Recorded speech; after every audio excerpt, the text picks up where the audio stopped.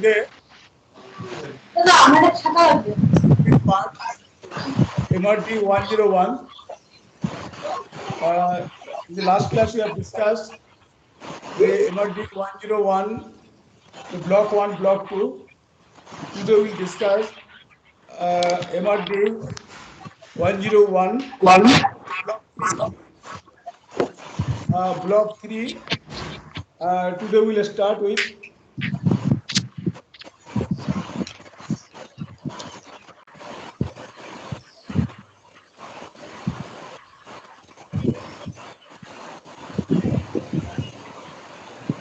okay.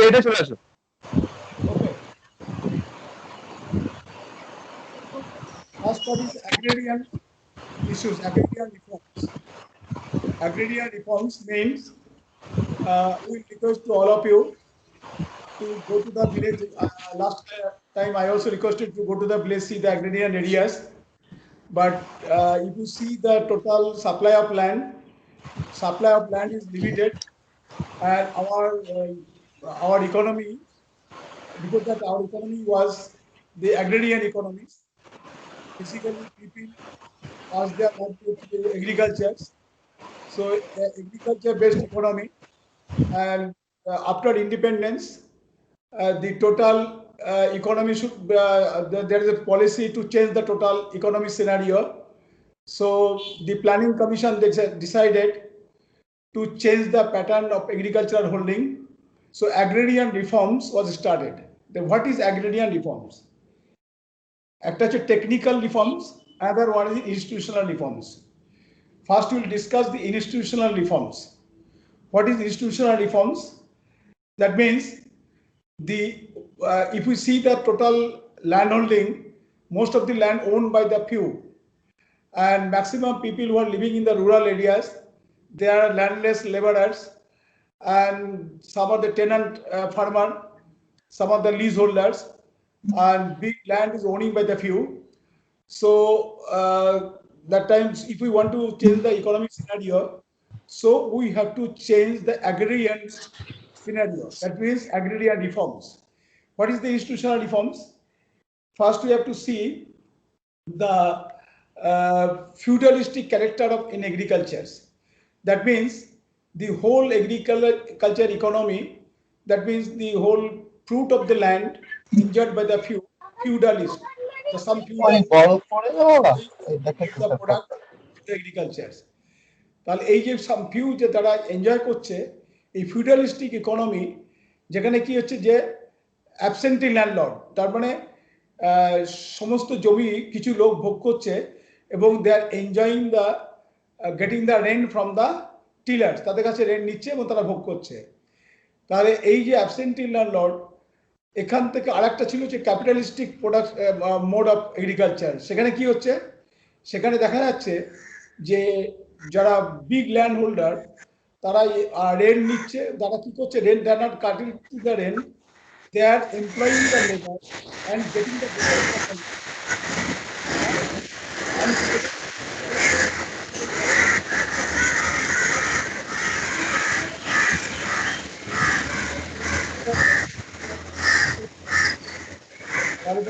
যে আমরা ফিউডালিস্টিক যেটা ক্যারেক্টার সেখানে ছিল কন্ট্যাক্ট উইথ রায়তের সাথে কন্ট্যাক্ট ছিল।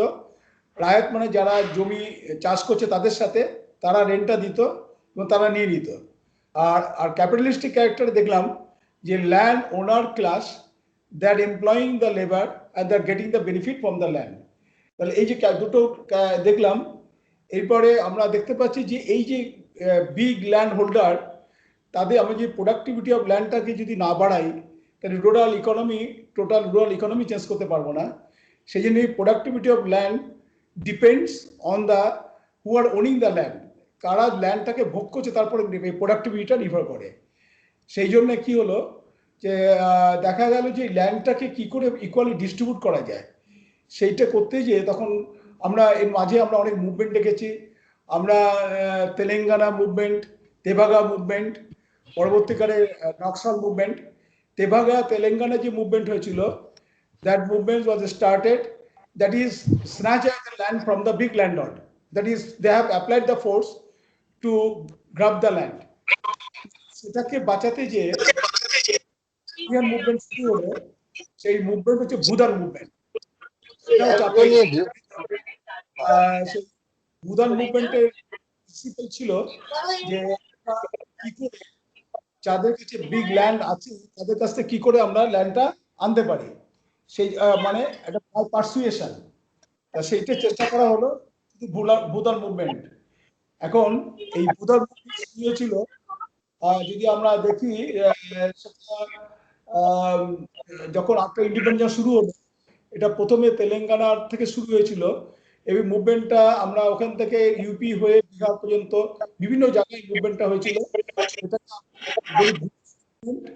বা ভুদান মুভমেন্ট। এই মুভমেন্টে যাদের বেশি land over owning the big land holding, they have requested to give up the land to the landless, এবং তারা এইভাবে অনেক ল্যান্ড তারা দিয়ে দিল এবং সেইটি দিয়ে পরবর্তীকাল ল্যান্ডলেস মধ্যে ডিস্ট্রিবিউট করা হলো। That is Bhoodan movement. তাহলে আর একটা দিকে আমরা দেখতে পেলাম যে এই ভুদান মুভমেন্ট করা হলো এবং তখন ভাবা হলো যে ল্যান্ড রিফর্মটা করা যায় কিনা। ল্যান্ড রিফর্ম মানে হোয়াট ইজ ল্যান্ড? এবার ল্যান্ড রিফর্মটাকে যদি আমরা ভাগ করি, ল্যান্ড রিফর্মটা যদি আমরা দেখি যে আমাদের দেশে যে ল্যান্ড রিফর্মটাকে আমরা এইভাবে করতে পারি যে যখন ল্যান্ড রিফর্মের আগে আমরা জানি ব্রিটিশ আমলে একটা পার্মানেন্ট সেটেলমেন্ট ছিল কর্নওয়ালিস টাইমে, সেই সময় 1773-তে তখন অ্যাক্ট পাস হলো 1793-তে, পার্মানেন্ট সেটেলমেন্ট অ্যাক্ট। এবং সেখানে কি হলো যে অ্যাবলিশন ইন্টারমিডিয়েট, যেখানে মাঝখানে এক জমিদারি প্রথা যে ছিল সেই জমিদারি প্রথাটাকে বিলোপ করা হলো, করে বলা হলো যে কি যে ডাইরেক্টলি রায়তের সাথে যারা প্রোডাকশন করবে, জমিটার সাথে মালিক থাকবে, যারা প্রোডাকশনে থাকবে তাদের সাথে কন্ট্যাক্ট হলো। সুতরাং rent will be giving to the ruler directly by the ryot, not by the intermediary. তাই এটাকে কিন্তু অ্যাবলিশ করা হলো। এখন এটা পরে পরে দেখা গেল যে যখন আমরা এই টেন্যান্সি অ্যাক্টটাকে যখন আমরা করলাম, তাতে লক্ষ্য ছিল কি যারা যে সমস্ত যারা করছে, যারা রেন্ট দিচ্ছে, সেই রেন্টটা যেন রিজনেবল হয় এবং তাদের পরে কোনো চাপ না পড়ে এবং রেন্টটা ডাইরেক্টলি যেন সে রুলারের কাছে দেয়, মাঝখানে যেন কোনো ইন্টারমিডিয়েট ভোগ না করে। সেই জন্য টেন্যান্সি রিফর্ম হলো এবং এটা টোটালি এগ্রিমেন্ট হলো রায়তির সাথে, মানে যারা প্রোডাক্ট যে জমির মালিক আছে তার সাথে ডাইরেক্ট এগ্রিমেন্ট হলো, যে ডাইরেক্ট এগ্রিমেন্ট করে সে রেন্টটা তার হাতে দেবে, মাঝখানে কোনো ইন্টারমিডিয়েট থাকবে না। এবং এই টেন্যান্সি রিফর্মের পরে আরেকটা তখন ভাবা হলো যে ল্যান্ড সিলিং যদি আমরা না করি, ল্যান্ড রিফর্মে আরেকটা কম্পোনেন্ট হচ্ছে ল্যান্ড সিলিং। ল্যান্ড সিলিং যদি না করি তাহলে এক্সেস ল্যান্ডটা ডিস্ট্রিবিউট কি করে হবে, how they distribute excess land to the landless. সেই জন্য একটা হলো, একটা অ্যাক্ট পাস করা হলো যে বিভিন্ন দেশে, মানে এক একটা প্রভিন্সে এক এক ধরনের মানে নিয়ম হলো, যে বিহারে একরকম, বেঙ্গলে একরকম, ইউপিতে একরকম, রাজস্থানে একরকম, মানে কান্ট্রি পজিশন অনুযায়ী তার ল্যান্ড সিলিং একটা পাস করা হলো। আমাদের মনে রাখতে হবে ল্যান্ড কিন্তু স্টেট সাবজেক্ট। এটা আমাদের এটা মনে রাখতে হবে যে তিনটে লিস্ট আছে, ইউনিয়ন লিস্ট, কনকারেন্ট লিস্ট আর state list. Land is state subject. সুতরাং প্রত্যেক স্টেট কি করলো, তারা ল্যান্ড সিলিং তো করলো, তাদের কান্ট্রি পজিশন, তাদের স্টেটের পজিশন বুঝে তারা ল্যান্ড সিলিং করলো। কিন্তু ল্যান্ড সিলিং করার পরে এক্সেস ল্যান্ডটা ডিস্ট্রিবিউট করলো কাদের কাছে, যাদের ল্যান্ডলেস তাদের কাছে। কিন্তু সেখানে একটা প্রবলেম হচ্ছে যে দেখা গেল ল্যান্ডটা ফ্র্যাগমেন্টেশন হয়ে যাচ্ছে, ছোট ছোট ল্যান্ড হয়ে গেল। যখন ল্যান্ডটা ছোট হয়ে গেল তখন টোটাল ল্যান্ডের যে প্রোডাক্টিভিটি সেটা কিন্তু একসাথে, যখন বড় ল্যান্ড ছিল তার প্রোডাক্টিভিটি যত বেশি ছিল, ল্যান্ডটা ফ্র্যাগমেন্টেশন হওয়ার ফলে ল্যান্ডের প্রোডাক্টিভিটিটা কমে গেল। তখন কি করা হলো, ভাবা হলো যে কনসোলিডেটেড অফ ল্যান্ডগুলোকে একসাথে করো, যেটাকে বলা কোঅপারেটিভ ফার্মিং। এবং এই সে কোঅপারেটিভ ফার্মিং করে, মানে সমস্ত ল্যান্ডগুলোকে, হোল্ডিংগুলো একসাথে করে জয়েন্ট প্রোডাকশন করে, যারা প্রোডাকশনের যে বেনিফিট, যাদের ল্যান্ড ওনার তাদের দিয়ে দেওয়া, ছোট ছোট ল্যান্ড ওনার তাদের দিয়ে দেওয়া। কিন্তু সেটাও দেখা গেল সেটা খুব একটা সফল হলো না। সেখানে দেখা গেল যে এই কনসোলিডেটেড অফ ল্যান্ড হোল্ডিং কোঅপারেটিভের মধ্যে বেশি ল্যান্ড আনা গেল না। এখনো আমাদের এখানে যেমন ওয়েস্ট বেঙ্গলে কম্প্রিহেনসিভ এরিয়া ডেভেলপমেন্ট প্রোগ্রাম একটা আছে, যেটা অনেকটা কোঅপারেটিভ ফার্মিং এর মতোই, কিন্তু সেটা সাকসেসফুল হয়নি, যদিও ওটা বন্ধ হয়ে যায়নি, এখনো আছে। কিন্তু এই যে কনসোলিডেটেড, তাহলে একটা দেখতে পাচ্ছি যে ডিস্ট্রিবিউশন অফ ল্যান্ড আরেকটা হচ্ছে থ্রু ল্যান্ড সিলিং, তারপরে হচ্ছে যে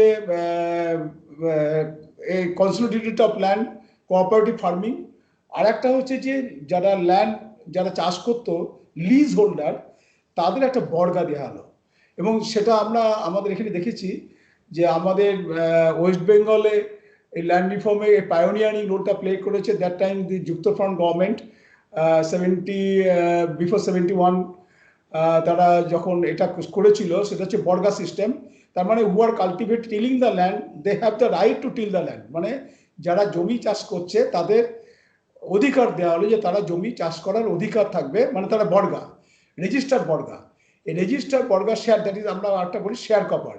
তাহলে একটা দেখা গেল যে এটাও একটা ল্যান্ড রিফর্মের একটা পায়োনিয়ারিং রোল, যে যারা ল্যান্ডে কাল্টিভেট করবে, টিল করবে, চাষ করবে, তাদেরও ল্যান্ডে পরে রাইট দেওয়া হলো। তাহলে একটা থাকছে শেয়ার কপার, আর একটা হচ্ছে যে লিজ হোল্ডার। লিজ হোল্ডার মানে সে লিজ নিল, লিজ শেষ হয়ে গেল, ল্যান্ড ফেরত যাবে। তো এইভাবে কিন্তু আমরা দেখতে পাচ্ছি যে ল্যান্ড রিফর্মটা এভাবে হলো। উদ্দেশ্য ছিল কি, যে ল্যান্ডটাকে যদি প্রপারলি ডিস্ট্রিবিউট করা যায় এবং ল্যান্ডটাকে প্রপারলি ডিস্ট্রিবিউট করে যারা ল্যান্ডলেস তাদের হাতে দিয়ে দেওয়া যায় এবং তারা যদি প্রোডাকশনের কাজে নিজেরা লাগে, এবং তাহলে দেখা যাবে যে আমাদের টোটাল অ্যাগ্রেরিয়ান যে রিফর্ম যেটা আমরা বলতে চাইছি যে ইনস্টিটিউশনাল রিফর্ম, এটা হবে। তাহলে ইনস্টিটিউশনাল রিফর্ম মানে distribution of land to the landless একটা, আর consolidation of land under the cooperative fold to increase the productivity in a big area. তা এই দুটো যে মেজর স্টেপ নেওয়া হয়েছিল। এবার আমরা যদি দেখি যে একটা গেল ইনস্টিটিউশনাল রিফর্ম, টেকনোলজিক্যাল রিফর্মটা কি। যখন আমরা টেকনোলজিক্যাল রিফর্ম বলবো তখন এসে যাবে গ্রিন রেভলিউশন। তার মানে আমরা ল্যান্ডের টেকনোলজি কিভাবে ইউজ করছি। প্রথমে আমরা দেখতে পারি, আমরা যদি গ্রিন রেভলিউশনের কথা ভাবি তাহলে 1960 সালেই আমাদের গ্রিন রেভলিউশন শুরু হয়েছিল। সেটা পাঞ্জাব, অন্ধ্রপ্রদেশ, পার্ট অফ হরিয়ানা, যেটা এখন অন্ধ্রপ্রদেশ তেলেঙ্গানা হয়েছে, এই জায়গায় যে গ্রিন রেভলিউশন শুরু হয়েছিল সেটা কি ছিল, যে ইনক্রিজ অফ ফুড প্রোডাকশন। সেটা কি করে সম্ভব হলো, সেটা হচ্ছে হাই ইল্ডিং ভ্যারাইটি, সেই এবং তার সাথে সাথে ইরিগেশন ফেসিলিটি, মানে এই হাই ইল্ডিং ভ্যারাইটিসের জন্য যে ইরিগেশন, মানে প্রচুর ওয়াটার ইরিগেশন দরকার, তার ইরিগেশনের ব্যবস্থা হলো। সাথে সাথে ম্যানিওর এবং পেস্টিসাইড সেগুলো দরকার এবং সেগুলো ব্যবস্থা করা হলো। তাতে কি হলো, যে বাম্পার ক্রপ হলো, প্রোডাকশন বাম্পার হলো, এবং যেটাতে আমাদের food grains, bumper food grains, যেটাকে আমরা বলি গ্রিন রেভলিউশন। গ্রিন রেভলিউশনের ফলে আমাদের তার একটা ইকোনমিতে বিরাট ইম্প্যাক্ট পড়েছিল। কিন্তু এর একটা খারাপ দিকও আছে, যাদের পুয়ার হোল্ডিং ছিল, যাদের জমির পরিমাণ ছোট কম ছিল, তারা খুব একটা বেনিফিট এর থেকে পায়নি। এবং বেসিক্যালি যারা ল্যান্ডলেস লেবার, তারা land desk working desk create হয়েছে, কিন্তু মূল বেনিফিটটা কিন্তু গেছে বিগ ল্যান্ড হোল্ডারের কাছে। তো কিন্তু যাই হোক, কান্ট্রির ক্ষেত্রে একটা গ্রিন রেভলিউশন একটা pioneering role, food grain production ক্ষেত্রে এটা একটা বিরাট ভূমিকা পালন করেছে। এবং এর ইম্প্যাক্টটা যদি আমরা দেখি, যে আজকে আমাদের দেশে গ্রিন রেভলিউশনের ফলে আমাদের বাম্পার ক্রপ হওয়ার ফলে ফুড গ্রেনসের পরে আমাদের কিন্তু কোনো ফুড গ্রেনসের সমস্যা কোনোদিন হয়নি। তাহলে আমরা প্রথম এই যে আমাদের ব্লক 1-এ আমরা তিনটে দেখতে পাচ্ছি। একটা হচ্ছে agrarian movement for land reforms, এবং অ্যাগ্রেরিয়ান মুভমেন্ট আমরা নকশালিন মুভমেন্টও একটা ছিল, যেটা আমাদের ওয়েস্ট বেঙ্গলেই হয়েছিল, যে ডিস্ট্রিবিউশন অফ ল্যান্ড, সেটাই প্রেসারে ল্যান্ড রিফর্মটা হলো এখানে। তারপরে হলো ল্যান্ড রিফর্ম, তারপরে গ্রিন রেভলিউশন। এবং গ্রিন রেভলিউশনের পরে যেটা হয়েছিল সেটা হচ্ছে কি, এক্সটেনশন সার্ভিস। সেটা হচ্ছে কি, যে আমরা যে টেকনোলজিটাকে কি করে এগ্রিকালচারের ক্ষেত্রে ইউজ করা যায়। এমন আমরা যে টেকনোলজি নো-হাউ, এখন যেটা আমরা এখন খুব টেকনোলজি সম্বন্ধে খুব অভিজ্ঞ, কারণ আমাদের এখন অনলাইন ক্লাস হয়, আমরা জানি যে how technology we are using for our own study. But in case of this agriculture also, how the technology can be applied for the increase production. এবং সেই টেকনোলজিক্যাল নো-হাউ এগ্রিকালচার ক্ষেত্রে apply করা হয়েছে। Apply করার ফলে আমরা দেখেছি তার বেনিফিটটা কিন্তু আমরা এগ্রিকালচার কাছ থেকে পেয়েছি। এবার আমরা সেকেন্ড ব্লকে যদি আসি, ব্লক 4, ব্লক 4-এ আমরা দেখতে পাচ্ছি যে 4টি ইউনিট আছে। একটা হচ্ছে administrative structure, Panchayati Raj, cooperative in rural development, rural credit and banking. আচ্ছা, regarding block 3, already we have discussed the land reforms and agrarian movements, green revolutions. Any question regarding the land reforms, green revolution, and agrarian reforms? Any question? Then we will switch over to block 4. Any question regarding land reforms, agrarian movements, and green revolution? Okay, then we will switch over to block 4. That is, what is the administrative structure of rural development? What is the administrative structure? Already I mentioned we have 3 lists. One is union list, another one is concurrent list, other one is state list. So if we see that the whole power have been divided between the union and the states, then what is the rural development structure? In union, there is a rural development ministers, and the rural development minister assisted by the agriculture departments and other poverty eradication. Now in the central government, there are different ministries are there. All are under the fold of rural development, because the poverty eradication program, Swarno Jayanti Gram Swarojgar program, NAREGA, FAREGA, all are the different departments, but they are under the umbrella of rural development. So in the central, there is a rural development ministry, but in state, suppose in case of West Bengal, as such, there is no name of rural development. Here the name is the Panchayat Ministry. The ministry, that is, they are taking look after the Panchayat department, that is Panchayat and rural development. That is a department linking with the Panchayat. And if you see the union, there is a ministry. Under the ministry, there are different department for taking care of the rural development department under the umbrella of the rural development ministry. And then states, there is a Panchayat and rural development department. And in the states, in the state level, in the district level, DRDC, District Rural Development Corporation is there. Then in the block level, then in the village level.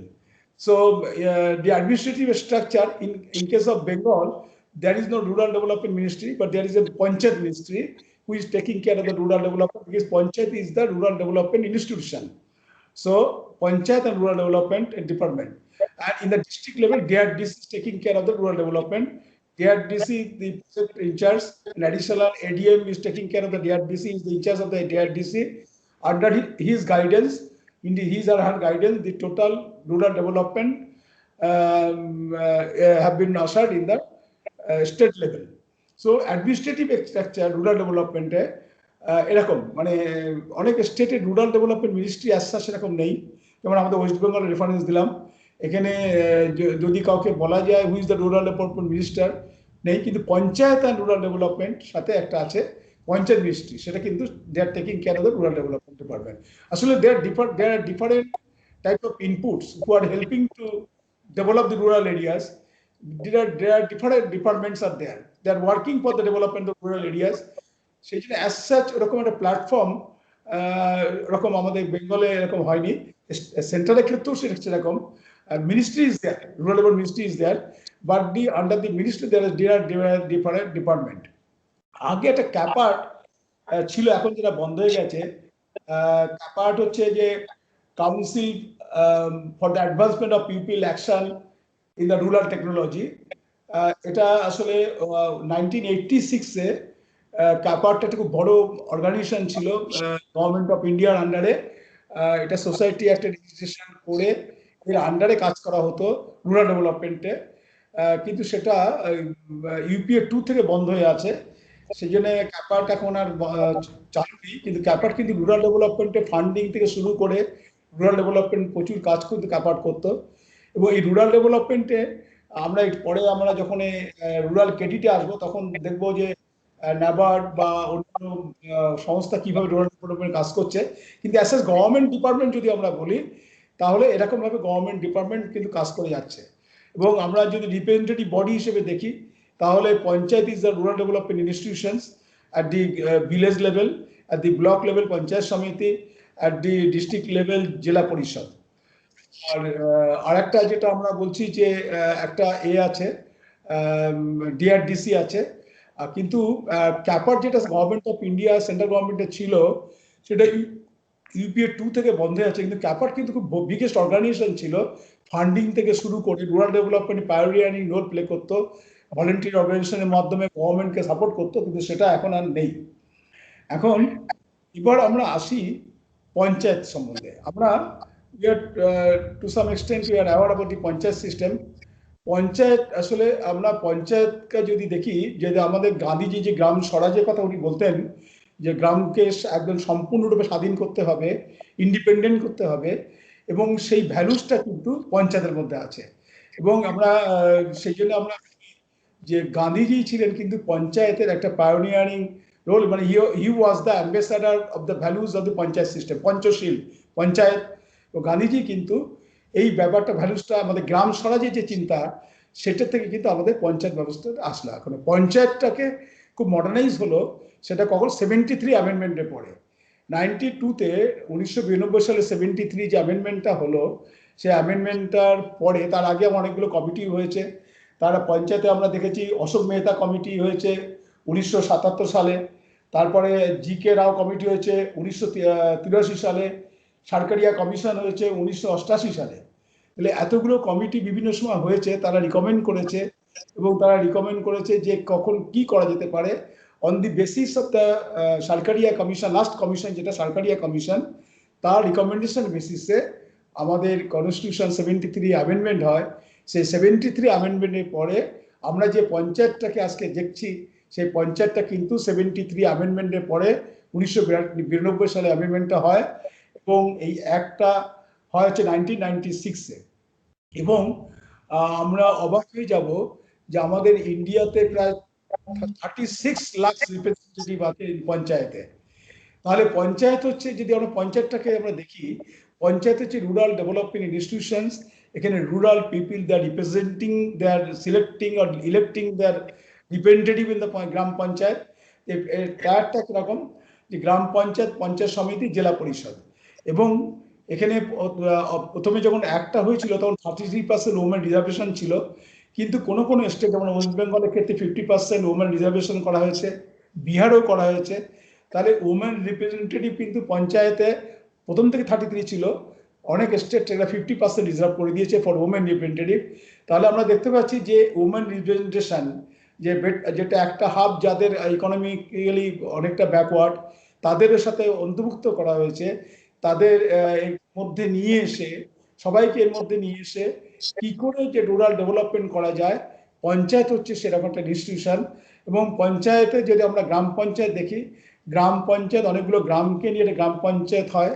সেই গ্রামের definition অনুযায়ী, মানে গ্রাম অনুযায়ী একটা মৌজা, একটা বড় মৌজা, এবং এক একটা গ্রাম পঞ্চায়েতে দেখা যায় অনেক বুথ আছে, বুথে এক একটা বিভিন্ন বুথে রিপ্রেজেন্টেটিভ থাকে।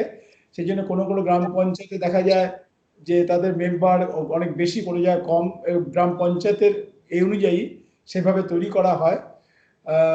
মোটামুটি 900 বেসিসে একজন রিপ্রেজেন্টেটিভ থাকে। তা এই গ্রাম পঞ্চায়েতে সেখানে কি হয়, যে গ্রাম পঞ্চায়েতে একদম বুথ লেভেলে সেখানে প্ল্যানিংটা তৈরি হয়, এবং ভোটার যারা থাকে বুথ লেভেলে তারা প্ল্যানিংয়ে পার্টিসিপেট করে, তারা ডিসিশন নেয় যে আমাদের বুথ লেভেলে কি কাজটা হবে, যেটাকে বলে মাইক্রো প্ল্যানিং। সেইভাবে গ্রাম পঞ্চায়েতের মাধ্যমে এই প্ল্যানিংটা হয়। তারপরে ব্লক লেভেল প্ল্যানিং, এটা আমরা last we have discuss in details, again I am just repeating it. যে মাইক্রো প্ল্যানিং হচ্ছে গ্রাম পঞ্চায়েত লেভেলে প্ল্যানিং, বুথ লেভেলে যে মিটিং করে ডেভেলপমেন্ট যে কাজগুলো হবে সেগুলো কনসলিডেট করা হয়। কনসলিডেটেড করার পরে সেটা কতগুলো গ্রাম নিয়ে গ্রাম পঞ্চায়েত, তারপরে কি হয়, সেই গ্রাম পঞ্চায়েতগুলো নিয়ে আবার অঞ্চল পঞ্চায়েত, অঞ্চলগুলোকে নিয়ে আবার জেলা পরিষদ, এইভাবে প্ল্যানিংগুলো হয়। কিন্তু যদি দেখা যায় যে ডিস্ট্রিক্ট লেভেলে কোনো কাজের দরকার আছে, তখন ডিস্ট্রিক্ট লেভেল ডিসিশন নেওয়া হয়। যেমন ধরুন গ্রাম স্বরোজগার যোজনা, প্রধানমন্ত্রী গ্রাম রোজগার যোজনা, একটা ব্লকে হবে, তখন ব্লক ডিসিশন। এইভাবে প্ল্যানিংটা গ্রাসরুট মাইক্রো প্ল্যানিং এভাবে আস্তে আস্তে উপরে উঠে আসছে। তাহলে দেখা যাচ্ছে পঞ্চায়েতের মাধ্যমে, পিপলস রিপ্রেজেন্টেটিভের মাধ্যমে টোটাল যে আমরা রুরাল ডেভেলপমেন্ট যে আমরা করছি, সেটা পঞ্চায়েতের যে এফেক্টিভ একটা রুরাল ডেভেলপমেন্ট ইনস্টিটিউশনস, এবং পঞ্চায়েতের মাধ্যমে রুরাল ডেভেলপমেন্টটা হচ্ছে। যদিও বর্তমানে বিভিন্ন ডিপার্টমেন্ট আছে, তারাও রুরাল এলাকায় কাজ করছে, যেদিন পঞ্চায়েতের কাজটা কিছুটা কমে গেছে। যেমন drinking water, just I am giving the example of drinking water. এই যে public health engineering department, they are giving supplying the water in the rural area, but panchayat has no any role because the decision has been taken by the state and they are distributing the water to the villages, that is through public health engineering department. But if we discuss in the as per the act, the panchayat will take care of the water, safe drinking water, health and sanitation. ঠিকই আছে, গ্রামে হচ্ছে, যেহেতু বড় আকারে না করলে এটা করা সম্ভব না, সেই জন্য দেখা যাচ্ছে একটা ডিপার্টমেন্টের হাতে চলে গেছে। সেটাকে ওই যে আমাদের panchayat and rural development ministry আমাদের এখানে যিনি আছেন, তিনি কিন্তু পাবলিক হেলথ ইঞ্জিনিয়ারিং এর মাধ্যমে সেফ ড্রিঙ্কিং ওয়াটারটা পৌঁছে দিচ্ছেন। এখন এইভাবে পঞ্চায়েত কিন্তু রুরাল ডেভেলপমেন্টে আমাদের কাজ করছে।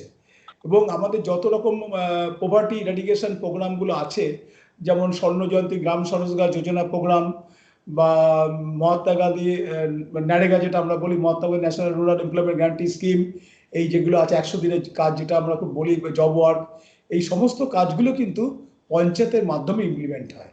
সুতরাং আমরা যদি দেখি সরকারের যত ডেভেলপমেন্ট কাজ আছে, দারিদ্র দূরীকরণের কাজগুলো আছে, তার ইমপ্লিমেন্টিং ইউনিট অর্গানাইজেশন কিন্তু পঞ্চায়েত, এবং সে পঞ্চায়েতের যে পাবলিক রিপ্রেজেন্টেটিভ বডি, জনগণ তাকে নির্বাচিত প্রতিনিধির দ্বারা এই গ্রাম পঞ্চায়েতটা চলছে। এবং এখানে যেটা খুব ভালো যেটা, সেটা হচ্ছে কি, এখানে 50% women representative participation in the panchayat, যেটা আমাদের ডেভেলপমেন্টে অনেক কাজে। এবার আমরা আসি যে what is the role of the cooperative in rural development. আচ্ছা, কোঅপারেটিভ সম্বন্ধে আমাদের অনেকে হয়তো আইডিয়া আছে। আমরা যারা শহরে থাকি তারা বিভিন্ন হোলসেল কোঅপারেটিভ দেখেছি, আরবান কোঅপারেটিভ ব্যাংক দেখেছি, কিন্তু cooperative role in the rural development সেটা সম্বন্ধে আমাদের আইডিয়া আছে কিনা আমি জানি না। সেটা হচ্ছে যে আমাদের কোঅপারেটিভ ব্যাংক, আমাদের ওয়েস্ট বেঙ্গলে 17 কোঅপারেটিভ ব্যাংক আছে, 17 কোঅপারেটিভ ব্যাংক আছে ডিস্ট্রিক্ট লেভেল। যেমন আমি যদি নর্থ 24 পরগনার কথা বলি, সেখানে ওয়েস্ট বেঙ্গল স্টেট কোঅপারেটিভ ব্যাংকের ব্রাঞ্চ হেডকোয়ার্টার হচ্ছে বারাসাতে। তার মানে West Bengal state cooperative bank তার একটা ইউনিট করেছে ডিস্ট্রিক্টে, সেই ডিস্ট্রিক্টে পুরো দেখাশোনা করে। ঠিক সাউথ 24 পরগনা একই, ওদেরই একটা ব্রাঞ্চ ওখানে করেছে। কিন্তু অন্য ডিস্ট্রিক্টে, যেমন Birbhum district central cooperative bank বীরভূমের জন্য, মুর্শিদাবাদ সেন্ট্রাল কোঅপারেটিভ ব্যাংক মুর্শিদাবাদের জন্য, নদিয়া সেন্ট্রাল কোঅপারেটিভ ব্যাংক নদিয়ার জন্য, এরকম প্রত্যেক ডিস্ট্রিক্টে বীরভূম সেন্ট্রাল কোঅপারেটিভ ব্যাংক বীরভূমের জন্য, এরকম 17টা। আমাদের এখন 23টা ডিস্ট্রিক্ট, কিন্তু সেই তুলনায় ব্যাংক কিন্তু 17টা। আর কতগুলো জায়গায় আমাদের ওয়েস্ট বেঙ্গল স্টেট কোঅপারেটিভ ব্যাংকের ব্রাঞ্চ আছে। এখন এই স্ট্রাকচারটা কেমন? স্ট্রাকচারটা হচ্ছে যে দেখুন, প্রথমে আমাদের একদম টপে আছে যে কি West Bengal state cooperative bank apex, তার নিচে আছে ডিস্ট্রিক্ট সেন্ট্রাল কোঅপারেটিভ ব্যাংক। তাহলে স্টেট কন্ট্রোল করছে West Bengal state cooperative bank, তার নিচে হচ্ছে ডিস্ট্রিক্ট সেন্ট্রাল কোঅপারেটিভ ব্যাংক, এবং ডিস্ট্রিক্ট সেন্ট্রাল কোঅপারেটিভ ব্যাংকের নিচে আছে যেটা, সেটা হচ্ছে packs, primary agriculture credit society. আমরা আমাদের একটি গ্রামের সাথে যারা যোগাযোগ আছে, তারা হয়তো অনেকেই জানে যে এসকিউএস মানে সমবায় কৃষি উন্নয়ন সমিতি বা সমবায় সমিতি, এরকম নাম দিয়ে বিভিন্ন গ্রামে ভিলেজ লেভেলে আছে। এবং তারা কি করছে, তাদের মাধ্যমে আমাদের কৃষকদের কেসিসি লোন দেওয়া হয়, কিষাণ ক্রেডিট কার্ড লোনটা দেওয়া হয়। এবং কোঅপারেটিভ ব্যাংক খুব পায়োনিয়ারিং রোল প্লে করে রুরাল ক্রেডিটের ক্ষেত্রে। আমরা যখন রুরাল ডেভেলপমেন্ট, আমি যখন প্রথমে ল্যান্ড রিফর্মের কথা বলছিলাম, তখন একটা বলছেন ইনস্টিটিউশনাল রিফর্ম, আর একটা বলছেন টেকনোলজিক্যাল রিফর্ম। এটা ল্যান্ডটাকে ডিস্ট্রিবিউট করা। এবার সেই ল্যান্ডটাকে যখন প্রোডাক্টিভিটি আমি বাড়াতে যাইছি, তখন আমার ক্রেডিট দরকার, পয়সা দরকার। সেই পয়সাটা আসবে কত? সেই পয়সাটা দেবে হচ্ছে গভর্নমেন্ট ক্রেডিট লোন, এবং সেই লোনটা এখন কেসিসির মাধ্যমে, কিষাণ ক্রেডিট কার্ড, তার মাধ্যমে লোনটা দেওয়া হয়। এবং দেখা যাচ্ছে যে রুরাল এলাকায় যে ক্রেডিটে 76% rural credit given by the cooperative bank. তাহলে আমাদের ওয়েস্ট বেঙ্গলে 17 স্টেট কোঅপারেটিভ ব্যাংক আছে। মেদিনীপুর, যেমন মেদিনীপুরে একটা অদ্ভুত জায়গা, মানে কোঅপারেটিভ ব্যাংক হিস্ট্রিটা হচ্ছে একটা হিস্টোরিক্যাল ব্যাপার। কোনো একটা ব্যক্তি কোঅপারেটিভ অ্যাক্টে করে একটা ব্যাংক তৈরি করেছিল, তারপরে ডিস্ট্রিক্টগুলো ভাগ হয়ে গেছে। যেমন মেদিনীপুর দেখুন, মেদিনীপুর এখন দুটো, মানে একটা পশ্চিম মেদিনীপুর, একটা পূর্ব মেদিনীপুর। কিন্তু এখানে 4খানা ব্যাংক আছে। একটা হচ্ছে বিদ্যাসাগর সেন্ট্রাল কোঅপারেটিভ ব্যাংক পশ্চিম মেদিনীপুরে, আর আছে তমলুক ঘাটা সেন্ট্রাল কোঅপারেটিভ ব্যাংক, বলাগেরিয়া আর মুগবেড়িয়া। মানে এই ব্যাংকগুলো আগে থেকেই ছিল, কিন্তু ডিস্ট্রিক্ট দুটো হয়ে গেল, এবার তারা কিছু কাজটা কিছু কিছু ভাগ করে করে দিয়েছে। সেই জন্য মেদিনীপুরের ক্ষেত্রে পিকুলিয়ার, কিন্তু অন্য স্টেটের ক্ষেত্রে কিন্তু একটা ডিস্ট্রিক্ট, যেমন ধরুন উত্তর দিনাজপুরে উত্তর Dinajpur Raiganj district central cooperative bank, আবার দক্ষিণ দিনাজপুরে ওই দক্ষিণ Dinajpur district central cooperative bank. তাহলে আমরা দেখতে পাচ্ছি কোঅপারেটিভ ব্যাংকের থ্রু দিয়ে একদম তার নিচে সমবায় সমিতি, এসকিউএস যেটা বলে প্রাইমারি এগ্রিকালচার ক্রেডিট সোসাইটি মাধ্যমে একদম ফার্মারদের কৃষকদের হাতে ঋণ পৌঁছে দেওয়া। এই ঋণ এটা হচ্ছে থ্রু কোঅপারেটিভ ব্যাংক, তার মানে ক্রেডিট ফেসিলিটিস থ্রু কোঅপারেটিভ। এখন দেখা যাচ্ছে যে আমি যখন বললাম যে 76% of the total rural credit given by the cooperative banks through cooperative mode, কিন্তু এ বাদেও অন্যান্য ব্যাংক, গ্রামীণ ব্যাংক বা অন্য ন্যাশনালাইজ ব্যাংক, তাদের মাধ্যমেও কিন্তু রুরাল ক্রেডিট দেওয়া হয়। এবং আপনারা হয়তো অনেকে জানেন যে এখন রুরাল ক্রেডিটের ক্ষেত্রে এসএসজি সেলফ হেল্প গ্রুপ একটা বিরাট রোল প্লে করছে। সেলফ হেল্প গ্রুপের মাধ্যমে ক্রেডিট দেওয়া হচ্ছে। এবং যে সমস্ত মাইক্রো ফাইন্যান্স ইনস্টিটিউশনগুলো আছে, এমএফআই, আমাদের পশ্চিমবাংলাতে 25টা এমএফআই আছে, তারাও কিন্তু গ্রামে এই রুরাল ক্রেডিট দিচ্ছে গ্রুপের মাধ্যমে। তাহলে আমরা দেখতে পাচ্ছি যে আমাদের জমি ছিল, কি জমি প্রোডাক্টিভিটি বাড়ানোর জন্য ক্রেডিটের দরকার। ক্রেডিট দেওয়ার জন্য কোঅপারেটিভ ব্যাংক থেকে শুরু করে গ্রামীণ ব্যাংক, ন্যাশনালাইজ ব্যাংক, তারা ক্রেডিট দিচ্ছে। কিষাণ ক্রেডিট কার্ড এর হচ্ছে কি খুব মানে 7% রেট অফ ইন্টারেস্টে তাদের লোন দেওয়া হয়। এবং if they repay in time then they are getting the 3% subvention. তার মানে সে যে 7% লোন নেয়, তাহলে প্র্যাকটিক্যালি তাকে 4% দিতে হয়, 3% গভর্নমেন্ট দিয়ে দেয় যদি ইন টাইম তারা রিপে করতে পারে। তাহলে দেখা যাচ্ছে যে খুব অল্প সুদে গ্রামের চাষিদের ক্ষেত্রে এই লোনটা পৌঁছে দেওয়া হয়। এবং যে সমস্ত ল্যান্ডলেস লেবার, বর্গা, শেয়ার কপার আমরা বুঝি বর্গা, যারা জমি বর্গা নিচ্ছে, তাদের সাথে জমির মালিকই যে এগ্রিমেন্টটা হয়, যদি আমি নিজে বীজ দিই, সার দিই, ইরিগেশন ফেসিলিটি সব কিছু আমি যদি দিই, তাহলে আমি 75% বেনিফিট দেবো, 25% দেবে মালিক। এখন এই যে বর্গা, তাকে সে পয়সা পাবে কোথায়? সেই জন্য কি করেছে গভর্নমেন্ট থেকে নিয়ম করেছে যে বর্গাদের দিয়ে একটা জয়েন্ট লায়াবিলিটি গ্রুপ, যাদের ল্যান্ড ওনারশিপ নেই, কিন্তু যারা রেজিস্টার্ড বর্গা, they can form a group in the name of joint liability group. Under the joint liability group, bank will give the credit to the joint liability group members, that is farmer. তাহলে দেখা যাচ্ছে যে সরকার থেকে বিভিন্নভাবে চেষ্টা করা হচ্ছে যে through cooperative phone, through banking phone, কি করে রুরাল ক্রেডিটটা পৌঁছে দেওয়া যায়, যাতে রুরাল ডেভেলপমেন্টটা হয়। তা সত্ত্বেও দেখা যাচ্ছে যে একটা অদ্ভুত জিনিস, আমরা যদি এনএসএস ডাটা দেখি, ন্যাশনাল স্যাম্পল সার্ভে ডাটা, সেখানে দেখতে পাচ্ছি যে তাদের এনএসএস এর যে ডাটা, আমরা লাস্ট 10 ইয়ার্স আগে একটা ডাটা আমরা দেখেছি, সেখানে বলছে যে 27% of the farmer they are getting the institutional credit. তার মানে ইনস্টিটিউশন থেকে অনলি 27% ফার্মার তারা ক্রেডিট পায়। ইনস্টিটিউশন মানে ব্যাংক, কোঅপারেটিভস বা আদার এমএফআই রেগুলেটেড যারা এমএফআই আছে, তাদের কাছ থেকে এটা পায়। বাকিটা তারা কিন্তু এখনো মহাজনের কাছ থেকে ধার করে। তাহলে আমরা বলছি যে in spite of the credit facilities, the farmer they are not getting the credit in time, even they have to depend on the mahajan for the regular credit needs.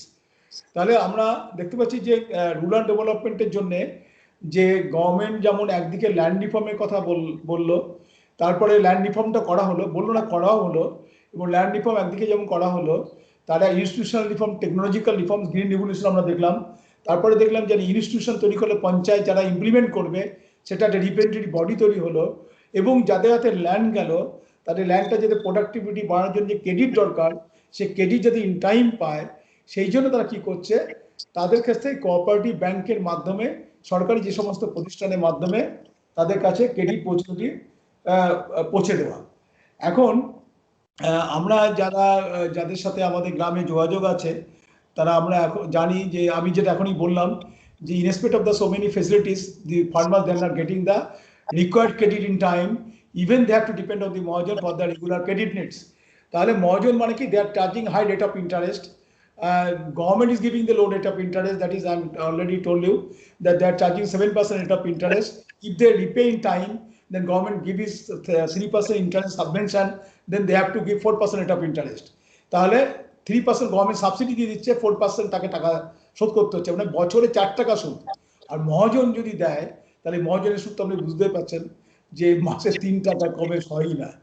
তাহলে এখনো কিন্তু তাকে, in spite of the so many agencies they are giving the rural credit to the farmers, but even they have to depend on the Mahajan for the regular credit need. সুতরাং আমরা দেখতে পাচ্ছি rural ডেভেলপমেন্টের ক্ষেত্রে এখনো কিন্তু credit নিটের দরকার আছে, সেটা কিন্তু সেই মতো পৌঁছাচ্ছে না। So in short, we have discussed the block 4. In block 4, the fourth chapter is that administrative structure, Panchayati Raj, cooperative in rural development, rural credit and banking. Any question from the block 4? Any question?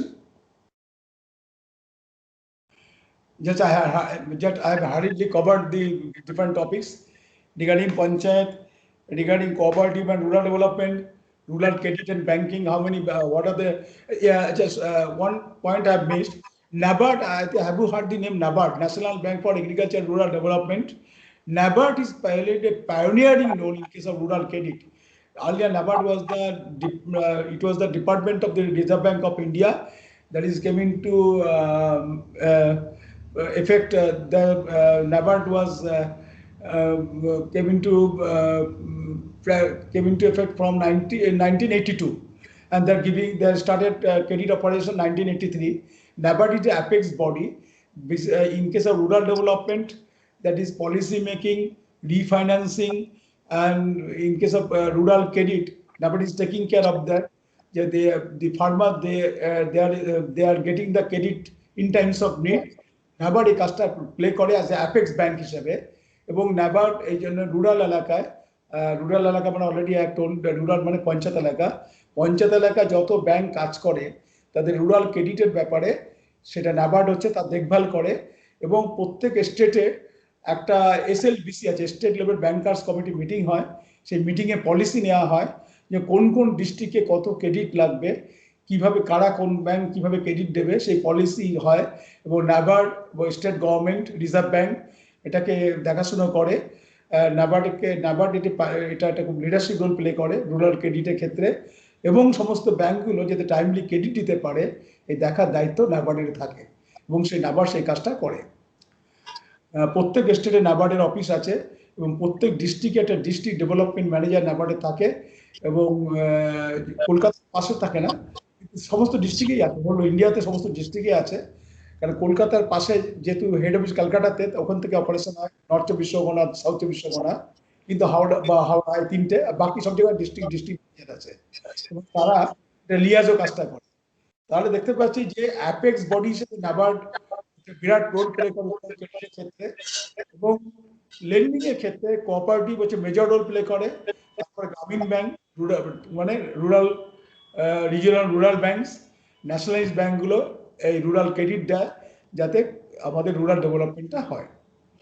তাহলে এটা গেল হচ্ছে আমাদের block rural credit cooperative. বলছি কি যে পঞ্চায়েতি রাজ একবার বলবেন?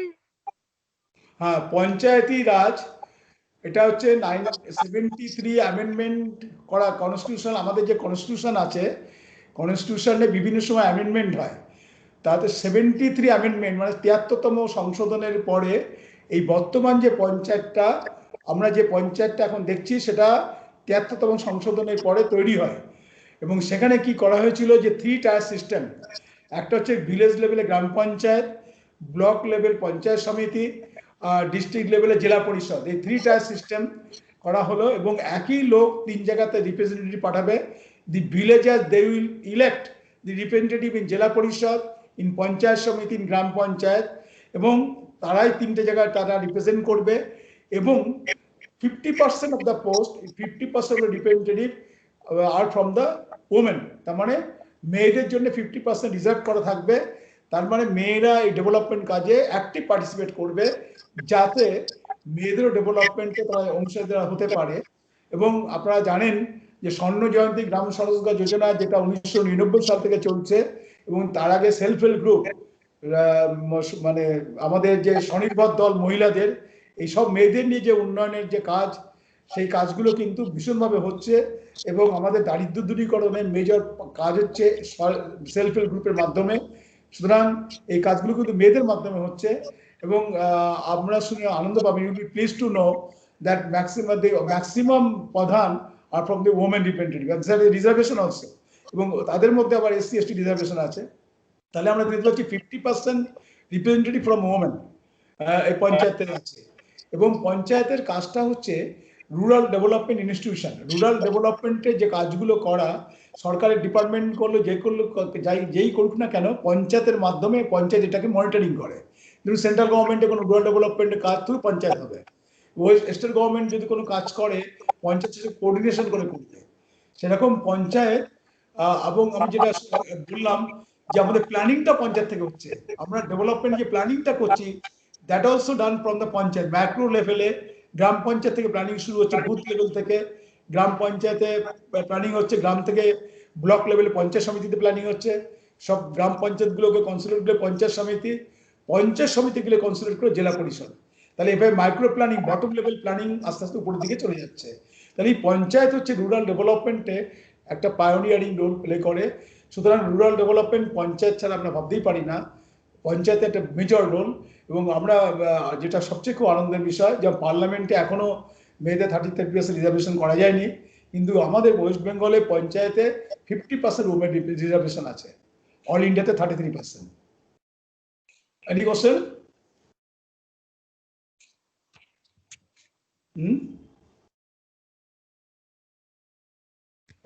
Next we shift to block 5.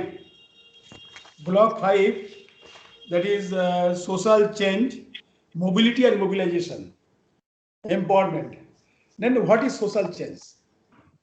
Now, what is social change? Social change. Achha, just I'm giving an example. Have you seen the bird nest? আপনার পাখির বাসা দেখেছেন? পাখির বাসা, any nest of the bird. পাখির বাসা যদি কেউ দেখে, প্রত্যেকে দেখেছে বাবুই পাখির বাসা, বাবুই পাখির বাসা। Just I giving the example. বাবুই পাখির বাসা 50 বছর আগে যা ছিল এখনো তাই আছে। Any change? Any change? বাবুই পাখির বাসা 50 বছর আগে যে মডেলটা ছিল এখন সেই মডেল, সেই একই জিনিস আছে, তারপরে চেঞ্জ হয়নি। হয়েছে? হয়নি। ইয়েস আর নো? নো। না। আচ্ছা, এবার আপনি দেখুন, আমি ছোট ছোট এক্সাম্পল দিচ্ছি। আমাদের বাড়ি, মানুষের বাড়ি যে 50 বছর আগে যে বাড়ি ডিজাইন ছিল, এখনকার মানুষের বাড়ির ডিজাইন কি একরকম আছে? চেঞ্জ হয়েছে। হ্যাঁ, এখন এই যে মানুষের মধ্যে যে চেঞ্জটা হচ্ছেটা কি করে? আজকে যদি আমরা 50 বছর আগে দিকে, তার পেছনের দিকে যাই, তখন এই যে জীবনযাত্রা ছিল, যেরকম লাইফ ছিল, যেরকম কমিউনিকেশন ছিল, যেরকম লিভিং ইকোনমি ছিল, এগ্রিকালচার বেসড ইকোনমি, সেখান থেকে যখন আমরা আরবানাইজেশন হচ্ছে, যখন আমরা ফ্যাক্টরি বা ইকোনমিটাকে চেঞ্জ হয়ে যাচ্ছে, মানুষের লাইফ প্যাটার্ন চেঞ্জ হচ্ছে, মানুষের ডিম্যান্ড চেঞ্জ হচ্ছে, মানুষের লাইকিংও চেঞ্জ হচ্ছে। এই চেঞ্জটা হচ্ছে কিন্তু ইকোনমি আছে, ডিম্যান্ড বাড়ছে, মানুষের এই যে মানসিকতা যে চেঞ্জগুলো হচ্ছে, যদি আমরা পেছন থেকে দেখি 50 বছর আগে সাথে আজকে তুলনা করি, দেখা যাবে হ্যাভক চেঞ্জ হয়েছে। এটা কিন্তু কেন হয়েছে? মানুষের মধ্যে এডুকেশন, মানুষের মধ্যে ডিম্যান্ড, মানুষের মধ্যে নিউ অ্যাভিনিউজ ডেভেলপ করছে, নতুন নতুন করে মানুষ ভাবছে। এতে মানুষের মেটেরিয়াল কেমন চেঞ্জ, মেটেরিয়াল মানে বাড়ি ঘর রাস্তাঘাট চেঞ্জ হচ্ছে, সাথে সাথে কালচারও চেঞ্জ হচ্ছে। কালচার কেমন চেঞ্জ হচ্ছে, আমি একটা উদাহরণ দিচ্ছি। আচ্ছা, do you follow the changes? আমি যে চেঞ্জটা বলছি বোঝা যাচ্ছে তো? আমি একটা পাখির উদাহরণ এই জন্য দিলাম, যে পাখির বাসা 50 বছর আগে যা ছিল, 100 বছর আগে যা ছিল এখনো তাই আছে, তার কোনো চেঞ্জ হয়নি। কিন্তু মানুষের জীবনযাত্রা, বাসা সবকিছু চেঞ্জ হয়েছে, মানে হ্যাভক চেঞ্জ হয়েছে। তাহলে এটা হচ্ছে মেটেরিয়াল চেঞ্জ। তার অনেক ফ্যাক্টর আছে যেগুলো আমি আলোচনা করলাম। এবার আমি আসি কালচারাল চেঞ্জ। আচ্ছা, এই কালচারাল চেঞ্জের ব্যাপারে আমার একটা কথা না বলে পারছি না। এমএন শ্রীনিবাস তিনি দুটো শব্দ ইউজ করেছিলেন, সংস্কৃতাইজেশন অ্যান্ড ওয়েস্টার্নাইজেশন। সেটা কি, ধরুন আমরা যদি কোনো ট্রাইবাল সোসাইটিতে যাই, ট্রাইবালরা জেনারেলি নন মাইগ্রেটরি ক্যারেক্টার, তারা একটা জায়গায় থাকে, তাদের মধ্যে অনেক টাবুজ আছে এবং তারা এগ্রিকালচার বেসড ইকোনমি ফলো করে। কিন্তু যদি আমরা যারা ওয়েস্ট বেঙ্গলে আছি, if you have any opportunity to see the tribal villages, then you can see the tribal people, they are also the following rituals of the general caste, other caste. তারা দেখা যাবে যে অন্য কাস্ট যে রিচুয়ালগুলো করছে সেটাকে তারা ফলো করছে, তাদের তাদের বেশভূষা তারা ফলো করছে, তাদের যে সমস্ত কালচারাল প্র্যাকটিসগুলো তারা ফলো করছে। এটা মানে একটা আমরা জানি যে আমরা যে আগের দিন আলোচনা করেছিলাম কাস্ট বেস সোসাইটি, বর্ণ ও জাতি, চতুর্বর্ণ, ব্রাহ্মণ, ক্ষত্রিয়, বৈশ্য, শূদ্র, তাতে জাতিগুলো আমরা বলেছিলাম যে কাস্ট বেস অকুপেশন, তাতে জজবানি সিস্টেম নিয়ে আমরা আলোচনা করেছিলাম। কি আমরা একটা অদ্ভুত জিনিস দেখবো যে সকল যাদের আমরা বলছি যে ব্যাকওয়ার্ড কাস্ট বা এসসি যা বলি না কেন, যারা পিছিয়ে আছে অর্থনীতির দিক থেকে, একটা জায়গায় মানে আটকে আছে, তাদের দেখা যাবে তারা কিন্তু অন্য কাস্টের রিচুয়ালগুলো ফলো করছে। যেমন দেখা যাবে যে অনেকে তারা অন্য হ্যালো, এনি কোশ্চেন? এবং এই যে রিচুয়ালগুলো অন্য কাস্টে যেটা ফলো করে এবং তারা মনে করছে যে আমরা ওইটা ফলো করে আমরা বোধহয় নিচেদের উন্নতি করছি। আমরা আসলে যারা একটু সাউথ চব্বিশ পরগনা দিয়ে কখনো গেছে, আমি just give an example of the south চব্বিশ পরগনা। হিয়ার দি পণ্ড ক্ষত্রিয় sir there, Pundra Kshatriya, that is in Bengal, you are telling them Pod. Pundra Kshatriya basically they are economically, culturally, ritually, political dominant caste. So they are the dominant caste means they are controlling the all other caste. এবং দেখা যাচ্ছে যে ওখানে যে tribe আছে তারা কিন্তু পণ্ড ক্ষত্রিয় যে কালচার আছে, তাদের রিচুয়াল আছে, সেগুলোকে তারা ফলো করছে। এবং আমাদের যারা এখানে আমরা দেখব যে কোনো অন্য কাস্ট, ধরুন বাগদি, তারা দেখছে যে ব্রাহ্মণদের যে সমস্ত তার পাশে যদি কোনো ব্রাহ্মণ কমিউনিটি থাকে, তাদের দেখে তাদের যে তাদের রিচুয়াল, তাদের চাল চলন, তাদের এটাকে তারা ফলো করছে। এটাকে বলা হয় সংস্কৃতাইজেশন। তার মানে they want to change their own cultural habit, unconsciously they're following the habits and rituals of the other caste, upper caste বলো, জেনারেল কাস্ট। এটাকে বলা হয় যে সংস্কৃতাইজেশন। হ্যাঁ, আরেকটা যেটা আছে সেটা হচ্ছে ওয়েস্টার্নাইজেশন। ওয়েস্টার্নাইজেশন কি, যে আমরা, এটা তো আমাদের বোধহয় ব্যাখ্যা করা দরকার নেই, আমরা ক্রমশ আধুনিক হচ্ছি, আমরা বিভিন্নভাবে আমরা মিডিয়ার মাধ্যমে বলুন, প্রেসের মাধ্যমে বলুন, বা বিভিন্ন দেখে দেখে আমরা ক্রমশ ওয়েস্টার্নাইজ হচ্ছি। এবং এখন তো আমরা ওয়েস্টার্নাইজ এখন আর মানে বলার দরকারই নেই, কিন্তু যদি পিছনের দিকে তাকাই তাহলে দেখা যাবে এটা সকল educated class, they have got impact of the westernization. তারা পশ্চিমের একটা সভ্যতা, পশ্চিমের আদব কায়দা তাদের মধ্যে একটা প্রভাব পড়েছে এবং তাদের বেশভূষা, চাল চলন এটা ওয়েস্টার্নাইজ হচ্ছে। তাহলে আমরা দেখতে পাচ্ছি যদি এই যে মোবিলাইজ, এটা যদি আমরা দেখি, একদিকে যে সংস্কৃতাইজেশন, তার মানে অন্য কাস্টের রিচুয়াল গুলো ফলো করে তাদের নিচের কাস্টের লোকরা, আর একটা দেখতে পাচ্ছি যে ওয়েস্টার্নাইজেশন হচ্ছে। তাহলে এই যে দুটো যে চেঞ্জ, ওয়েস্টার্নাইজেশন এবং সংস্কৃতাইজেশন, এটা কিন্তু আমাদের সোশ্যাল মোবিলিটি ক্ষেত্রে। আচ্ছা, হোয়াট ইজ মোবিলিটি? মোবিলিটি মানে ধরুন আমি একটা পেনটা যখন আমি দিচ্ছি, পেনটা ঘুরতে ঘুরতে চলে যাচ্ছে, মানে মোবাইল। তার মানে আমরা কোনো জায়গায় দাঁড়িয়ে নেই, we are not restricted in one places, we are moving from one place to another. So now physically you are moving, culturally also moving, and also culturally we are also changing. যদি আমরা দেখি, এটা খুব সহজে বোঝা যাবে যে যখন আমরা যদি 10 বছর আগে আমাদের দেখি, তাদের যে ব্যবহার ছিল, তাদের যে বেশভূষা ছিল, চালচলন ছিল, এখন অনেক চেঞ্জ হয়ে গেছে। তাহলে এই যে কালচারাল যে চেঞ্জটা হচ্ছে, কালচারাল যে ল্যাগ, এটা কিন্তু হচ্ছে গ্রাজুয়ালি হচ্ছে।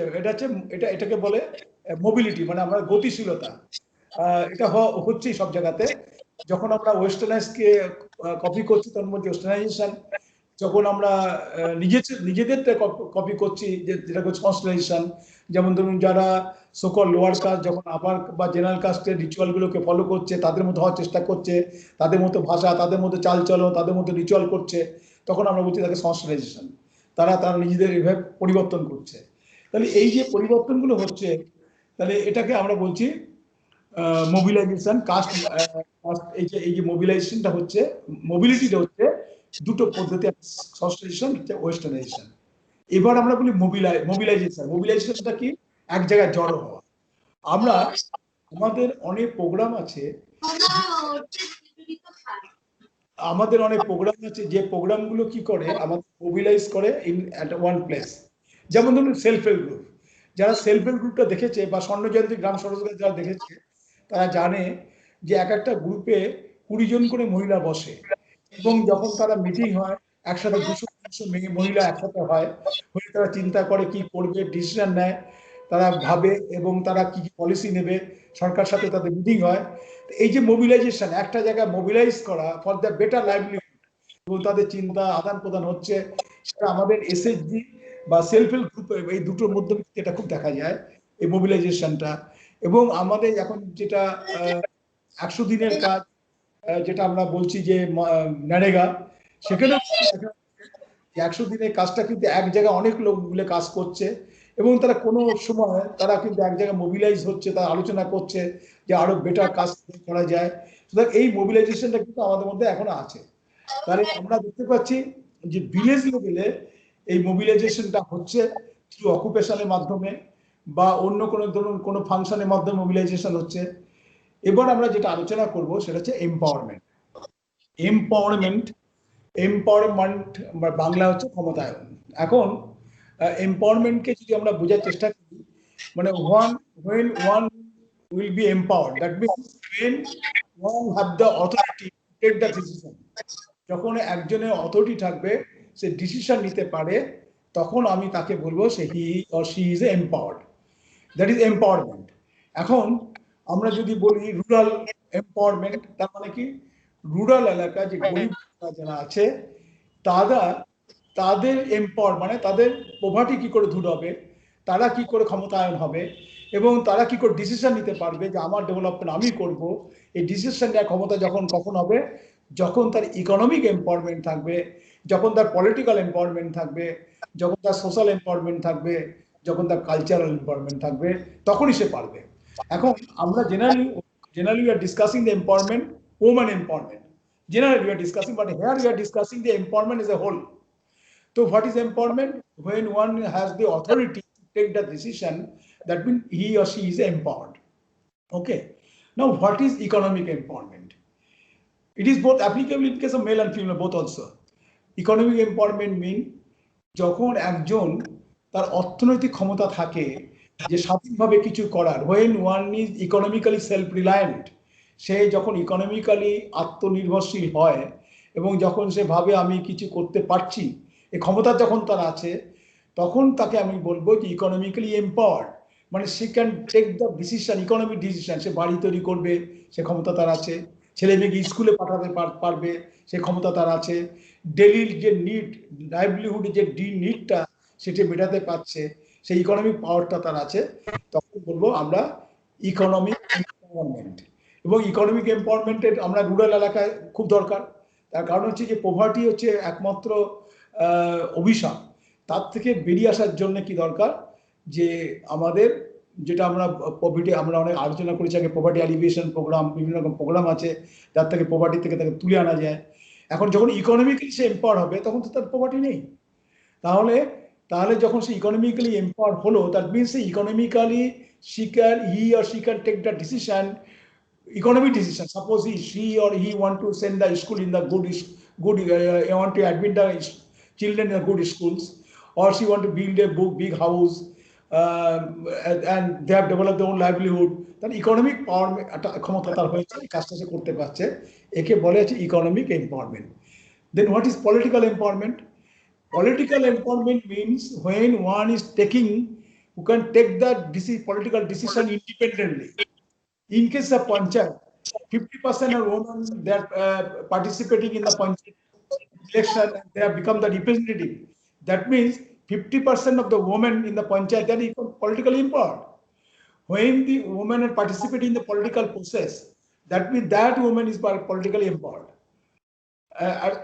Then what is political empowerment? That means political decision টা আমি নিতে পারছি। Suppose what is political decision? Political will, মানে আমি আমার কি পলিসি হবে, পলিটিক্যাল পলিসি কি হবে, আমি কিভাবে চলবো, এই জিনিসগুলো যদি আমার ডিসিশন নিতে পারি, তার মানে আমার পলিটিক্যাল এম্পাওয়ারমেন্ট আছে। I am not regulated, control by the other. যেমন আমরা পঞ্চায়েতের শুরুতে দেখতাম যে মহিলা রিপ্রেজেন্টেটিভ, তাকে পেছন দিক থেকে তার হাজব্যান্ড কন্ট্রোল করত এবং সেটা কিন্তু করতো, কিন্তু এখন কিন্তু সেটা নেই। এখন দেখা যাচ্ছে যে মহিলা রিপ্রেজেন্টেটিভ সে নিজেই কাজ করছে, নিজে সিদ্ধান্ত, নিজে মিটিং করছে, সে পেছন থেকে আর পুরুষটা আর কি সেই ব্যাপারটা এখন আর নেই, কারণ তারা অনেকটা পলিটিক্যাল এম্পাওয়ার্ড হয়ে গেছে। সুতরাং পলিটিক্যাল এম্পাওয়ার না থাকলে আমি কিন্তু কোনো ডিসিশন নিতে পারবো না, সেটা কিন্তু দরকার আছে। Then what is social empowerment? Social empowerment means আমি সোশ্যাল কোনো কাজে ডিসিশন নিতে পারবো। যেমন ধরুন আমি একটা সোশ্যাল ফাংশন করব, আমি এটা সোসাইটিতে এই কাজটা করতে চাইছি, আমি সোশ্যাল মোবিলিটি, যেমন একটা মোবিলাইজেশন করবো, একটা মিটিং করব। এই যে সোসাইটিতে কোনো কাজ করার ক্ষেত্রে আমি যে সোশ্যাল ডিসিশনগুলো নেওয়ার, যে আমি স্বাধীন যদি থাকি, ইন্ডিপেন্ডেন্ট ডিসিশন নিতে পারি, তাহলে কিন্তু আমার সোশ্যাল এম্পাওয়ারমেন্ট হলো। আর কালচারাল এম্পাওয়ারমেন্টের ক্ষেত্রে আমার আগে যেটা বললাম, সংস্কৃতাইজেশন, ওয়েস্টার্নাইজেশন, আসলে কালচারাল এম্পাওয়ারমেন্টটা it is very relative term. Suppose when one is maintaining his own culture, as a sociologist, you can also find out that he is not following his own culture, he is copying the culture of others, but she or he is telling that I am exercising my own rituals. এটা একটা debatable প্রশ্ন। তার মানে cultural lag যদি না থাকে, cultural gap যাতে না থাকে, তার মানে আমি একটা উদাহরণ দিচ্ছি। যেমন সাঁওতালদের টুসু, ভাদু, করম, এই পার্বণগুলো এদের আছে, ট্র্যাডিশনাল সং, এই রিচুয়ালগুলো ওরা পালন করে। এবার আমি তাদের এই কাজটা করতে দিচ্ছি, but due to impact of the majority community, they are not allowed to perform their own rituals, পারছে না। কিন্তু যদি তার স্বাধীনভাবে এই রিচুয়ালগুলো পালন করতে পারতো, তাহলে আমি বলতাম যে এটা কালচারালি এম্পাওয়ার্ড। কিন্তু যদি না পারে, তাহলে আমি বলতে পারছি না যে তারা কালচারালি এম্পাওয়ার্ড। তা সেই জন্য আমাদের দেখা যাচ্ছে যে এম্পাওয়ারমেন্টকে আমরা ভাগ করতে পারি কি, economic empowerment, political empowerment, cultural empowerment and social empowerment. তা এই এম্পাওয়ারমেন্টগুলো আমাদের কিন্তু ভাবতে হবে। আর সবচেয়ে যেটা আমাদের as a rural development practitioner আমাদের সবসময় মাথায় রাখতে হবে, উইকার সেকশন যারা পিছিয়ে আছে, তাদের এম্পাওয়ারমেন্টের জন্য আমাদের কনস্টিটিউশনে অনেকগুলো প্রভিশন আছে। যেমন আর্টিকেল 14 আছে ইকুয়ালিটি বিফোর দ্য ল, যে আমরা কারোর মধ্যে কোনো রকম ভেদাভেদ করতে পারবো না, সবাইকে সমান চোখে দেখতে হবে, কাউকে আমরা মানে ইনইকুয়ালিটি করতে পারবো না। All are equal in the eyes of law, article 14 আছে। এটা কিন্তু এম্পাওয়ারমেন্টের ক্ষেত্রে বিরাট স্টেপ। তারপরে আর্টিকেল 15 আছে special provision for weaker section. আমরা জানি এসসি এসটি এর জন্য বিভিন্ন প্রভিশন করা আছে, স্পেশাল প্রভিশন আছে উইকার সেকশনের জন্য। এগুলো কেন করা আছে? তাদের আপলিফমেন্টের জন্য। সুতরাং এইসব কনস্টিটিউশনাল যে প্রভিশন আছে, তারপরে আছে যে আর্টিকেল 46 এ আছে যে কোনো রকম এক্সপ্লয়টেশন থেকে তাদের রক্ষা করতে হবে। We have to protect them from any type of exploitation, article 60 আছে। তাহলে এই কনস্টিটিউশনাল যে প্রভিশনগুলো আছে, তার মানে কনস্টিটিউশনাল এগুলো granted, the safeguard is given by the constitution through the article. If any violate, then they can take the action through the judiciary. সুতরাং এইগুলো কিন্তু আছে। এখন আমাদের যেগুলো আরেকটা যেটা আছে, সেখানে আছে information, education and communication. Unit 3-তে আছে information, education and communication, IEC. এখন আইইসি হচ্ছে যে কোনো ডেভেলপমেন্টের ক্ষেত্রে একটা বড় ধরনের আমরা যারা বিভিন্ন জায়গায় চাকরি করি, সেখানে আমাদের একটা এই কথাটা খুবই প্রচলিত আছে, আইসি কেমন, মানে ইনফরমেশন, এডুকেশন, কমিউনিকেশন। তারপরে suppose we are working in a bank, or we are working in a government departments, then all the decision at the top level that should be percolated at the ground level. তার মানে আমি যে লেভেলে গভর্নমেন্টের যে ডিসিশনটা নিচ্ছি গরিবদের জন্য, সেটা যেন ঠিক মতো পার্কুলেট হয়ে গরিবদের কাছে যায়। and what the problem at the grassroots level, that should be known to the top level. তার মানে গরিবদের ওখানে যে প্রবলেমটা আছে, সেটা যেন টপ লেভেলে জানতে পারে। তার মানে হচ্ছে কি ইনফরমেশন ইনফরমেশন একদম গ্রাসরুট লেভেল ইনফরমেশন উপরের দিকে যাবে, উপরের দিকে ইনফরমেশনগুলো নিচের দিকে আসবে। এটা হচ্ছে ইনফরমেশন। কমিউনিকেশন হচ্ছে কি, যে ধরুন আমি যদি গ্রামে কোনো ডেভেলপমেন্ট কাজ করতে চাই, তাহলে কমিউনিকেশন হচ্ছে মেন। আমি যদি কমিউনিকেট করতে না পারি, কথা বলতে না পারি, আমি যদি তাকে আমার দেশটা বুঝাতে না পারি, তাহলে কিন্তু আমি কোনোদিনই কমিউনিকেট করতে পারবো না।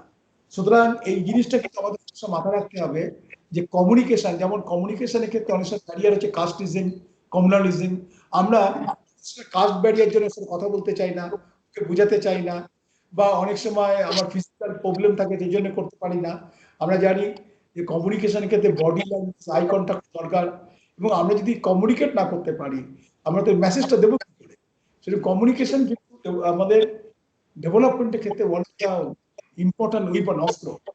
আর কমিউনিকেশন অ্যান্ড এডুকেশন। এবং আমরা জানি যে এডুকেশন ফর অল, এটা তো আমরা সবসময় কাজ করেই চলেছি। আমাদের রাইট টু এডুকেশনটা আমাদের ফান্ডামেন্টাল রাইটের মধ্যে আছে। আমাদের যেটা আমি একটু আগে আলোচনা ছিল কোভিড-19 যেটা হয়েছে, কোভিড-19 বেসিক্যালি ডিপ্রাইভড হচ্ছে কি চাইল্ড, যারা আইসিডিএস এ পড়াশোনা করে তারা কোনো সুযোগ পাচ্ছে না, প্রাইমারি লেভেলে তাদের কোনো সুযোগ পাচ্ছে না, আপার প্রাইমারি লেভেলে তারা কোনো সুযোগ পাচ্ছে না, এবং যারা poor, those who have no any internet facility, those who have no any smartphone, they are deprived of the education. এবং দেখা যাচ্ছে 60% of the students that are deprived of the digital education. তাহলে এই যে জিনিসটা এডুকেশন ফর অল, একটা education হচ্ছে one of the step towards development. এই জন্য আমাদের সবসময় চেষ্টা করা হয় অ্যাডাল্ট এডুকেশন, তার একটা জিনিস থাকে, তারপরে সর্বশিক্ষা অভিযানের মাধ্যমে এডুকেশন ফর সবাইকে যাতে এডুকেশন দেওয়া যায়, সেই জন্য গভর্নমেন্টের বিভিন্ন রকম স্কিম আছে, করা হয়েছে, তাহলে সবাইকে স্কিম এডুকেশনের মধ্যে পৌঁছে দেওয়া। তাহলে এডুকেশন না হলে কিন্তু ডেভেলপমেন্ট হয় না। তাহলে হচ্ছে কমিউনিকেশন, ইনফরমেশন, এডুকেশন, এই থ্রি ইনপুট, থ্রি ইনগ্রেডিয়েন্টস যে কোনো কাজের ক্ষেত্রে। আমরা যারা আরবান এলাকা বিভিন্ন কোম্পানিতেও কাজ করি, তাদের ক্ষেত্রে দেখবে তাদের ইনফরমেশন সিস্টেম, তাদের ডাটা ব্যাংক তৈরি হয়, এবং ডাটা ব্যাংক তৈরি করা হচ্ছে কি, যে তাদের যে কাজে যে ইনফরমেশনগুলো লাগবে সেগুলো স্টোর করা হয়, এখন তো কম্পিউটারাইজ হয়ে গেছে। সেরকম সব কাজই। আর আমার রুরাল ডেভেলপমেন্টে তো ভীষণ দরকার যে আইইসি, এই আইইসি ছাড়া কিন্তু আমি কোনো ডেভেলপমেন্ট কাজ করতেই পারবো না। সুতরাং এটা ভীষণ আমাদের দরকার আছে। এবং এখানে যেগুলো ব্যারিয়ার, সেটা হচ্ছে কি ওই psychological barrier, cultural barrier, caste barrier. আর অনেকে যেমন আছে, ধরুন অনেকে যে ব্লাইন্ডে যদি বলা যায় যে কেউ ডিসেবল না, তাকে যদি অপরচুনিটি দেওয়া যায় সে করতে পারে। কিন্তু ধরুন একটা গরিব মেয়ে ব্লাইন্ড যদি থাকে, সে কমিউনিকেট করতে পারছে না, কিন্তু তার যদি ওয়েল অফ ব্যাকগ্রাউন্ড থাকতো, তাহলে কিন্তু সে বিভিন্ন মেশিনের মাধ্যমে কমিউনিকেট করতে পারতো, তাই না? তো কমিউনিকেশনের ক্ষেত্রে কিন্তু ডিসেবলটা একটা ব্যারিয়ার হয়ে কাজ করে, সাইকোলজিক্যাল সময় আমাদের কাজ ব্যারিয়ার হিসেবে কাজ করে। অনেক সময় আমরা ব্লকে যাই, আমরা কাজ করতে পারি, কমিউনিকেট করতে পারি না। সেই জন্য কিন্তু আমাদের মনে রাখতে হবে যে কমিউনিকেশন কিন্তু ভীষণ দরকার। ইনফরমেশন, এডুকেশন, কমিউনিকেশন, এটা ভীষণ দরকার। এবং এই ইনফরমেশন টেকনোলজি, রুরাল ডেভেলপমেন্টের ক্ষেত্রে যে টেকনোলজির কথা আলোচনা করছিলাম, সেই টেকনোলজিকে যদি আমরা ব্যবহার করতে যাই, সেখানে কিন্তু আমাদের আইসি খুব ইম্পর্টেন্ট। আইসি ছাড়া, suppose in the rural peoples, we went to Sundarban area, that their farmer, they're farming the land, what type of land they are farming, what their requirement, what the pesticides that they are required. So we have to know, we have the details information about that area. If we get the information, then we can use this information for the development, we can supply the input to them for the development. সেই জন্য ইনফরমেশনটা ভীষণ দরকার, এবং এটা না হলে technology বা কোনো কিছু আমরা কাজে লাগাতে পারবো না। In short, discuss the three block, that is block 3, block 4, block 01. Any question?